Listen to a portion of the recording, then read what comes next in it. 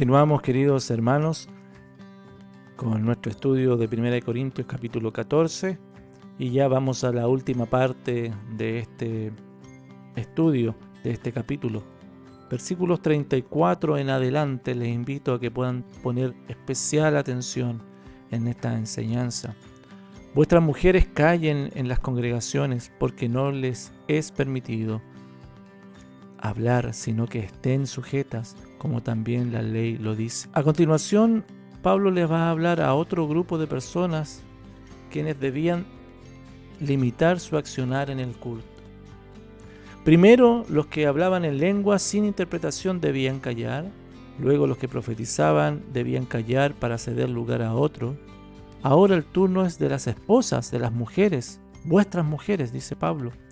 Y Pablo hace la salvedad, especifica refiriéndose a las esposas de los que estaban allí presentes y les escribe a estas esposas y a los que estaban allí presentes, diciéndoles que ellas debían callar en las congregaciones porque no les es permitido hablar. Y este hablar está referido al profetizar. Ese es el contexto de la expresión utilizada acá. El punto es que en el desorden general que había en los cultos de los corintios, probablemente estaban antecedidos por un desorden en los roles desde el hogar. ¿Me explico? Desorden, el caos en el culto público era más bien la manifestación de lo que estaba sucediendo en los hogares. Pablo, en lo general, está dando una instrucción a la iglesia para que ordenen el culto, y eso incluye a los varones tomar su rol de cabeza del hogar y ser cada quien responsable del actuar de su esposa en la congregación. Tanto Pablo ve a través de los varones una regulación para el orden general del culto. La enseñanza de Pablo es clara en Efesios y en Colosenses que el esposo es cabeza del hogar, y de esta forma los corintios también se lo estaba recalcando.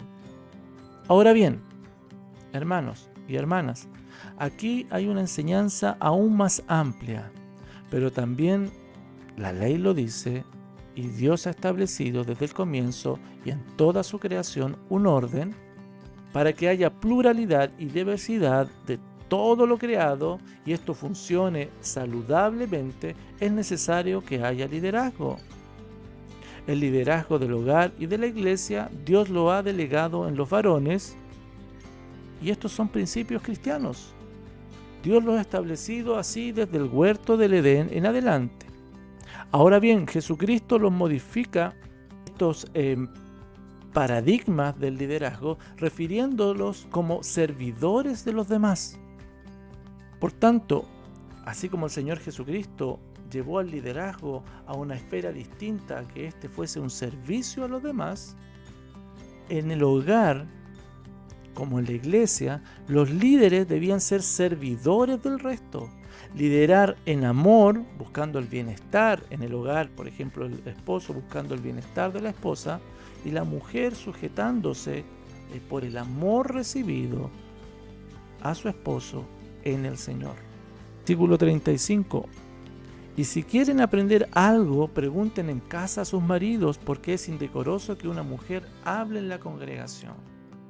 Por eso, si la esposa quiere aprender algo, pregunte en casa a su esposo, porque es responsabilidad del esposo servir en la enseñanza a la esposa. Esto es lo que Pablo le está diciendo. De esta forma, en el culto no tenía el propósito de resolver dudas personales, sino que el hogar era el lugar donde la enseñanza central y básica respecto a la doctrina y el evangelio debía ser resuelta. Y Pablo continúa enfatizando que es vergonzoso que las esposas pregunten en la iglesia, porque de esta forma estaban evidenciando una falta del servicio de sus esposos en su hogar. El orden ha sido instituido por Dios y es el orden que ha permitido que las sociedades funcionen desde el comienzo, e incluso si nos remitimos a la naturaleza existe el orden. Pero cuando no ha habido orden, el caos ha sido el protagonista, y para que haya orden, por el contrario, es necesario que el liderazgo servicial en la iglesia y en el hogar que Dios ha establecido al hombre como cabeza sea el encargado de servir a los demás a través de este servicio de liderazgo. Por tanto, la mujer debe sujetarse al orden establecido por Dios y recibir el servicio tanto en el hogar de su esposo como en la iglesia de sus hermanos. Pablo se lo dice de esta forma a los Efesios capítulo 5, versículo 21. Someteos unos a otros en el temor de Dios. Y comienza luego a explicar los distintos roles y funciones, las casadas, los esposos, los padres, los hijos, los siervos, los amos, etc.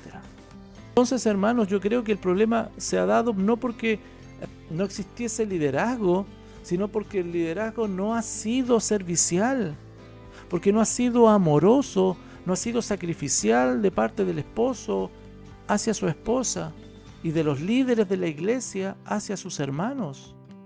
Históricamente, ¿qué es lo que se ha observado? En cambio, producto de los egoísmos, de las ambiciones y del pecado, el liderazgo ha pasado a ser muchas veces impulsivo, subyugador y denigrante. Y esto tanto en el hogar como en la iglesia. Entonces, el orden en la iglesia comienza con un orden en la casa. Es poco probable que si se vive en desorden en la casa, las personas aporten con orden en el culto. Los cultos, en tanto, son un reflejo de lo que se vive en el hogar. Y los cultos, por tanto, deben ser ordenados y dar enseñanza general propicia para todos los creyentes.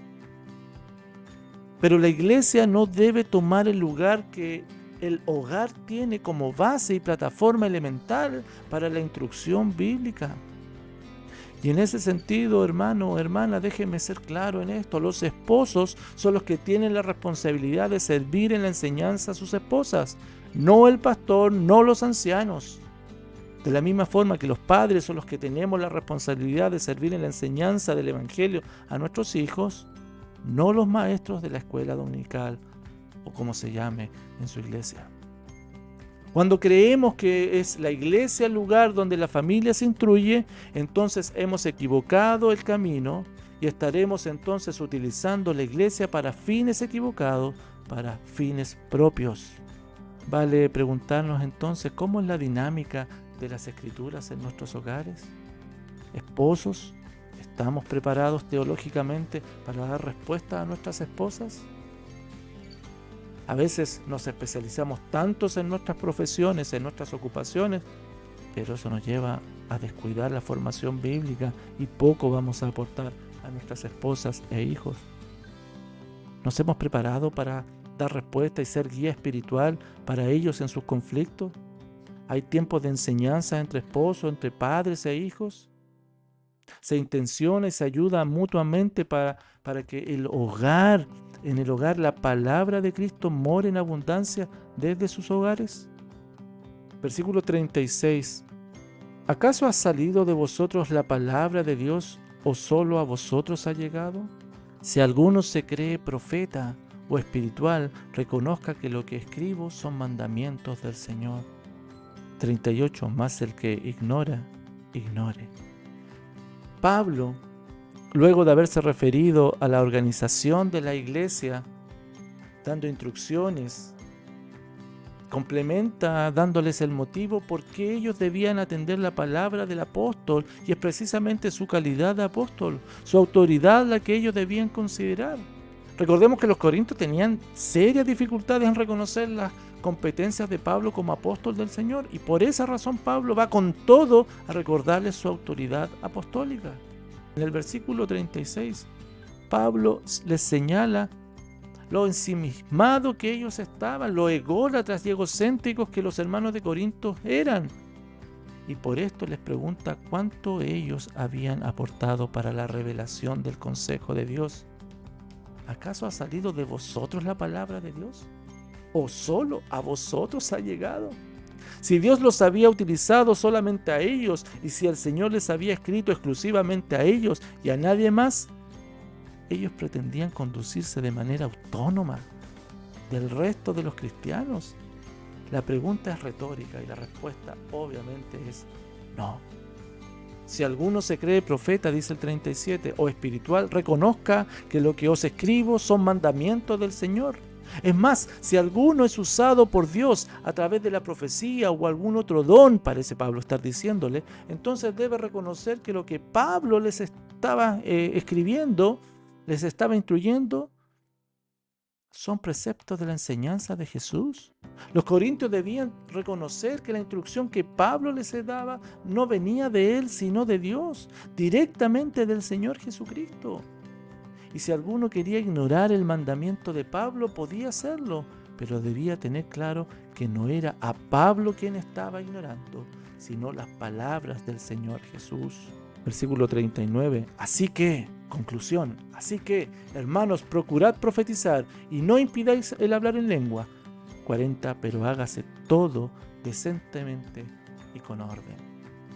Y Pablo vuelve a enfatizarles que el punto no es que dejen los dones espirituales, sino que muy por el contrario, debe haber un anhelo en su corazón por los dones, porque el fin de los dones es la edificación de la iglesia.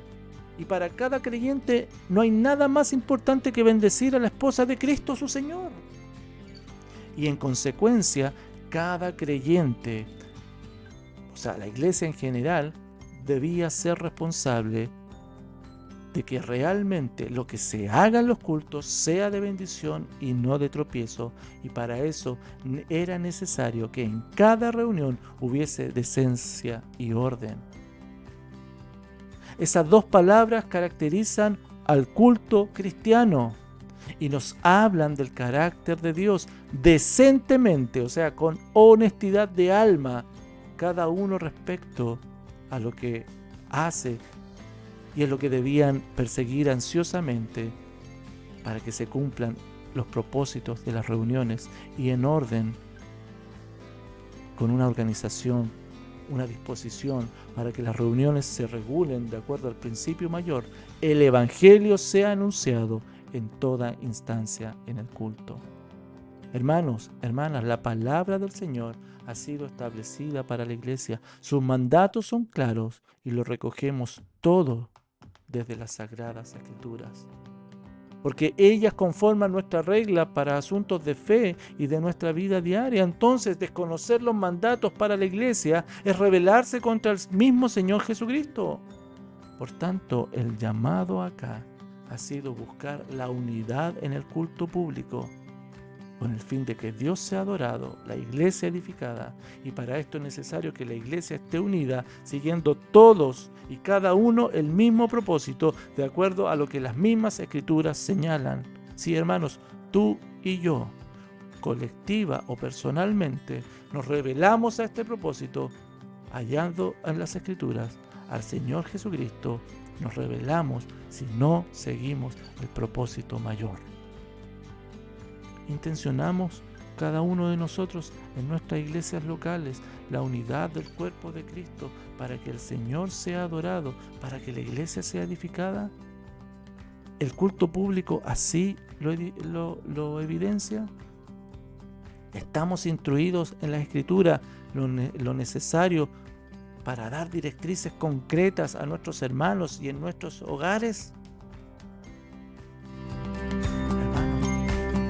Examinemos nuestra vida y no sea que estemos siendo hallados rebeldes contra Jesucristo, porque si el propósito del culto de reunirnos es adorar a Dios y edificar a la iglesia, no podemos estar haciendo lo que queremos o estar haciendo y viviendo y conduciendo en los cultos lejos de lo que la palabra nos dice en la unidad del cuerpo de Cristo.